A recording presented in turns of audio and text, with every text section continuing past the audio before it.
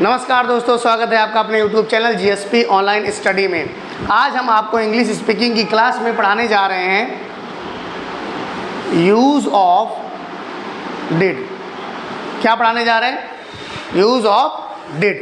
आप लोग बहुत अच्छे तरीके से इसको समझ लीजिएगा, क्योंकि अगर इसको समझे तो आधी अंग्रेजी आप बोलने लग जाएंगे। तो सबसे पहले इसकी उत्पत्ति कहाँ से हुई ये समझ लेते हैं। तो डू माने होता है करना, और इसका ये फर्स्ट फॉर्म कहलाता है, ये होता है फर्स्ट फॉर्म। और डिड होती है सेकंड फॉर्म। बेटा, दुनिया में एक ही ऐसा टेंस है और एक ही ऐसी जगह है जहाँ पर वर्ब की सेकंड फॉर्म का यूज़ होता है। वो कहाँ है? उसको पास्ट इंडेफिनिट टेंस कहते हैं, और पास्ट इंडेफिनिट टेंस का नेगेटिव और इंट्रोगेटिव फॉर्म में वर्ब की फर्स्ट फॉर्म का यूज़ होता है, और जो उसका पॉजिटिव, अफर्मेटिव या असर्टिव या डिक्लेरेटिव सेंटेंस जो कहते हैं, उसमें जो यूज़ होता है वो वर्ब की सेकंड फॉर्म का यूज़ होता है। इसको हम बताएंगे। इसका थर्ड फॉर्म होता है डन। ये इसका हो गया थर्ड फॉर्म डन। आपने देखा डिड माने होता है किया, डू माने होता है करना, और डन माने कर दिया। कर दिया मतलब ख़त्म कर दिया। ये देखो, इसका और इसका थोड़ा अंतर है, आप समझ लीजिएगा। डन में और डिड में अंतर है। डिड सेकंड फॉर्म है और डन थर्ड फॉर्म है। प्रेजेंट परफेक्ट टेंस में वर्ब की थर्ड फॉर्म का यूज़ होता है। प्रेजेंट परफेक्ट टेंस में मैं लिख के दे रहा हूं आपको, प्रेजेंट परफेक्ट टेंस में वर्ब की थर्ड फॉर्म लगती है। और ये मान के चलिए जो पास्ट इंडेफिनिट टेंस है, जो पास्ट इंडेफिनिट टेंस है, उसमें वर्ब की सेकंड फॉर्म लगती है। सेकंड फॉर्म लगती है कब? जब सेंटेंस डिक्लेरेटिव होता है। जब सेंटेंस डिक्लेरेटिव हो, असर्टिव हो, पॉजिटिव हो, सब बात एक ही हैं, लेकिन मैं घुमा फिरा के आपको बता रहा हूं ताकि आपको थोड़ा मजा आए। पॉजिटिव हो, असर्टिव हो, डिक्लेरेटिव हो, अफर्मेटिव हो, ठीक है। तो वहां पर चीजें मैंने जो लिख दी, यहां पर कि जो निगेटिव और इंटरोगेटिव ना हो, तो उसमें जो सिस्टम होता है वो सिस्टम ये होता है कि उसमें आता है सबसे पहले सब्जेक्ट और मेन वर्ब का सेकंड फॉर्म, और प्लस होता है ऑब्जेक्ट।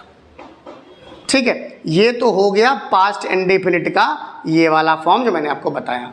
अब डिड कैसे लगाएंगे? सर डिड आप पढ़ा रहे हैं, डिड कैसे लगाएंगे? तो डिड भैया ऐसे लगाएंगे। डिड नॉट हो जाएगा तो मेन वर्ब की फर्स्ट फॉर्म लग जाएगी और ऑब्जेक्ट रहेगा। इंटरोगेटिव में डिड पहले आ जाएगा और सब्जेक्ट रहेगा, डिड प्लस सब्जेक्ट और प्लस मेन वर्ब की फर्स्ट फॉर्म प्लस ऑब्जेक्ट रहेगा। ये बात कुछ गूढ़ है, कुछ गूढ़ बातें हैं, इनको समझ लीजिए। आदमी पास्ट इंडेफिनिट और पास्ट परफेक्ट और पास्ट परफेक्ट, प्रेजेंट परफेक्ट में बहुत कंफ्यूजन होती है। तो इसका पहचान क्या होगा? इसका पहचान क्या होगा ये मैं बताता हूँ। इसकी पहचान क्या होगी, देखो इनकी पहचान कैसे करते हैं। सबसे पहले ये आप यूज़ ऑफ डिड सीख रहे हैं, इसलिए थोड़ा सा पहचान बताना जरूरी है, वरना अभी तो मैं टेंसेस स्टार्ट नहीं किया हूँ, मैं केवल इंग्लिश स्पीकिंग की क्लास ले रहा हूँ। लास्ट में जैसे ता था, ती थी, थे थे, आ, ई, ए, इस तरीके से सेंटेंस आ ई ए आएगा, तब इस तरीके के सेंटेंसेस जो होंगे वो तब आप वहां पर डिड या मेन वर्ब की सेकंड फॉर्म यूज करेंगे। डिड अगर यूज करेंगे तो मेन वर्ब की सेकंड फॉर्म नहीं, फिर मेन वर्ब की फर्स्ट फॉर्म यूज करेंगे।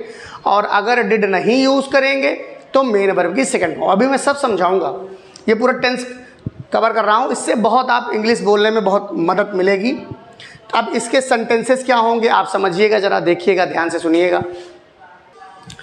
डू से जन्म हुआ डिड का, डू से जन्म हुआ डिड का। बहुत सिंपल से सेंटेंसेस हम आज सीखेंगे। इसमें लिखा है मैंने गाना गाया। देखिए ध्यान से देखिएगा, मैंने गाना गाया, ठीक है। दूसरा सेंटेंस है उसने घर खरीदा। उसने घर खरीदा, थोड़ा रौब आएगा, थोड़ा रौब पड़ेगा, आपको मज़ा आ जाएगा। उसने घर खरीदा। हमने पानी पिया। हमने पानी पिया। और आगे सेंटेंसेस में लिख रहा हूँ, उसने उधार लिया। उसने उधार लिया। फिर हम आगरा गए। हम आगरा गए। हमने फिल्म देखी। आपने देखा कि ये सेंटेंसेस जो हैं इनको कहते हैं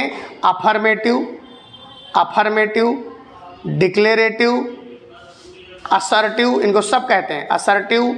और एक होता है पॉजिटिव, इनको पॉजिटिव भी कहते हैं। तो इनमें बेटा सबसे पहले नियम लगाएंगे सब्जेक्ट प्लस मेन वर्ब की सेकंड फॉर्म एंड ऑब्जेक्ट। तो इसमें हो जाएगा मैंने गाना गाया, तो आई सैंग अ सॉन्ग। क्या हो जाएगा? आई सैंग अ सॉन्ग।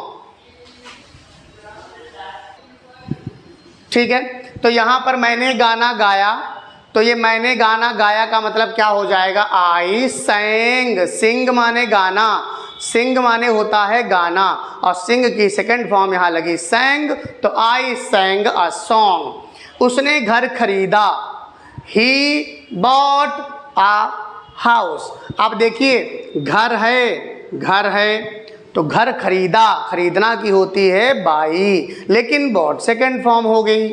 हमने पानी पिया, ड्रिंक फर्स्ट फॉर्म हो गई, लेकिन मैंने पानी पिया तो वी ड्रैंक वाटर। 3 कंप्लीट हो गए। 3 और देखिए, उसने उधार लिया, ही टुक बोरो, ऐसे कर दो, या ही बोरोड। अभी मैंने सिंपल सेंटेंस सीख रहे हैं। हम आगरा गए, वी वेंट टू आगरा। कहीं जाने के लिए टू का प्रयोग करते हैं, वी वेंट टू आगरा। हमने फिल्म देखी, वी वॉच्ड मूवी। क्लियर? ऐसे सेंटेंसेस में आप बहुत आसानी से, इंग्लिश में बहुत यूज़ होता है, आपने देखा होगा। जो मैं बोल रहा हूँ वो आप पढ़ते समय, स्कूल में जाते समय, खेलते समय, टीचर्स के सामने, मम्मी के सामने, पापा के सामने, ऑफिस में, कहीं भी बहुत सारे यूज़ होते हैं।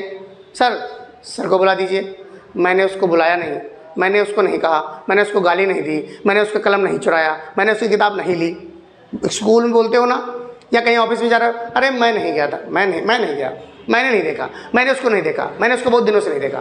तो ये सब सेंटेंसेस आप यही डिड या मेन वर्ब की सेकंड फॉर्म से बनाएंगे। अब देखिएगा इनमें हम क्या ऐसा परिवर्तन कर देंगे कि डिड लग जाएगा। क्या परिवर्तन करेंगे? देखिए, लिख देंगे मैंने गाना नहीं गाया। ध्यान दीजिएगा, मैंने गाना नहीं गाया। उसने घर नहीं खरीदा। अभी देखिएगा जादू, उसने घर नहीं खरीदा। उसने उधार नहीं लिया। हमने पानी नहीं पिया। हम आगरा नहीं गए। हमने फिल्म नहीं देखी। केवल नहीं लगाने से कितना बड़ा बदलाव आ जाता है सेंटेंस में। देखिएगा जरा मेरे साथ, मैंने गाना नहीं गाया, इसमें लगेगा I did not sing a song. देखिए सैंग लगा था, सैंग बदल के सिंग हो गया। I did not sing a song.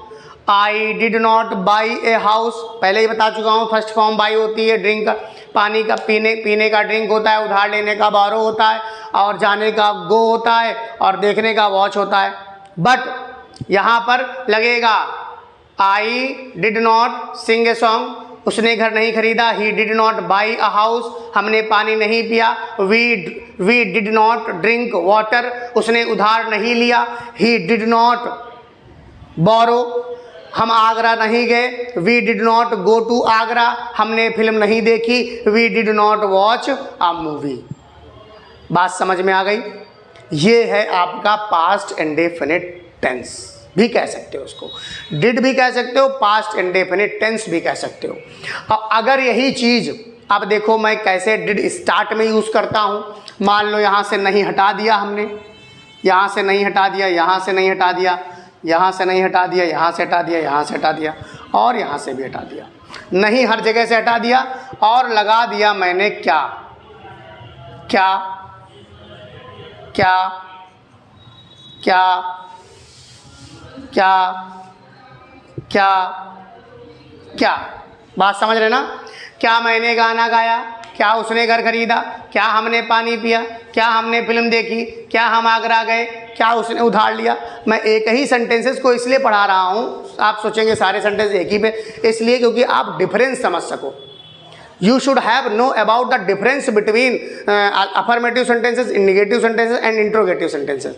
Interrogative two types होते हैं, first type and second type. I am talking about first type of interrogative sentences. Okay? इसमें did starting में लगेगा, but in the second type of interrogative, did will be used in the middle of the sentences. देखो ध्यान से देखो, क्या मैंने गाना गाया, तो इसका हो जाएगा did। क्या हो जाएगा? डिड पहले लगेगा। Did I Singh a song, ध्यान से सुनिएगा, did I Singh a song. क्या उसने घर खरीदा? Did he buy a house. क्या हमने पानी पिया? Did we drink water. क्या उसने उधार लिया? Did he borrow. क्या हम आगरा गए? Did we go to Agra. क्या हमने फिल्म देखी? Did we watch movie. इस तरीके से ये first type of interrogative complete हो गया। इतना ही आपको दूसरों को प्रभावित करने के लिए काफ़ी है, बहुत है। और इसमें एक चीज़ और हम मिला देंगे, तो आप देखिएगा क्या को हटा दिया हमने। अब क्या हम सब एक ही सेंटेंसेस पे बताएंगे ताकि आपको विधिवत समझ में आ जाए, कभी जीवन में भूलो ना। मैंने गाना क्यों गाया। अब यहाँ पर कोई क्वेश्चन मार्क्स सेंटेंस, कोई इंट्रोगेटिव मार्क्स अंदर घुसेगा, चिपकेगा। उसने घर क्यों खरीदा, हमने पानी क्यों पिया। सब में क्यों ही लगा दो, चलो क्यों लगा करके बना लो, तो वो तो सेंटेंस है। अब मान लो हम जहाँ वाई लगा सकते हैं, वहाँ पर आप what, where, whom, whose, how many, how much, ये सब लगा सकते हैं। यहाँ पर क्या होगा? उसने उधार क्यों लिया, क्यों से ही सारे बन जा रहे हैं। हम आगरा क्यों गए, या हम बना सकते हैं हम कहाँ गए, हमने क्या देखा, उसने क्या लिया, हमने क्या गाया, उसने क्या खरीदा, हमने क्या पिया, ये भी बना सकते हैं। लेकिन इसी सेंटेंसेस में मैं क्यों को घुसा रहा हूँ, चिपका रहा हूँ आपको समझाने के लिए। हमने फिल्म क्यों देखी। अरे भाई, फिल्म देखने का कोई रीजन नहीं होता, बट यहाँ पे सेंटेंस सीख रहे हैं तो आपको समझना पड़ेगा। पहला क्या है? मैंने गाना क्यों गाया, तो why did I sing a song. Why did I sing a song? उसने घर क्यों खरीदा? Why did he buy a house? Why did he buy a house? हमने पानी क्यों पिया? Why did we drink water? Why did we drink water? उसने उधार क्यों लिया? Why did he borrow? हम आगरा क्यों गए? Why did we go to Agra? हमने फिल्म क्यों देखी? Why did we watch movie? बहुत अच्छा वीडियो ये आपके लिए रहेगा, ये मैं आशा करता हूँ। और इसके कुछ सेंटेंसेस हैं, तो ये वीडियो आपके लिए काफ़ी हेल्पफुल साबित होने वाली है। कुछ वर्ड है, कुछ टर्मिनोलॉजी है, उसको समझ लीजिए कि ये अब हम उस तरीके की बात कर रहे हैं कि आप पहचानेंगे कैसे। जैसे अगर शब्द आ जाए यस्टरडे, अगर शब्द आ जाए yesterday, last night, last year, last time, ठीक है। या आपका आ जाए last year, last night, yesterday, last time. ऐसा समय, ऐसा पॉइंट ऑफ टाइम जो आपको थोड़ा पीछे लेकर जाए, या काफ़ी पीछे लेकर जाए, पास्ट में जाए, तो आप समझ जाना वहाँ पर पास्ट इंडेफिनिट टेंस का यूज़ होता है। डिड का भाई है, डिड का रिश्तेदार है, डिड का सहयोगी है, ये सब आप समझ जाइएगा। तो वीडियो को लाइक, सब्सक्राइब, शेयर और ज़रूर करते रहिए। अगर आपको वीडियो पसंद आए तो कमेंट्स भी करिए, ठीक है। जो भी आपको परेशानी है वो बताइए हमको, हम दूर करेंगे, ठीक है। तब तक के लिए इस वीडियो को देखिए और आनंद लीजिए। जय हिंद, जय भारत।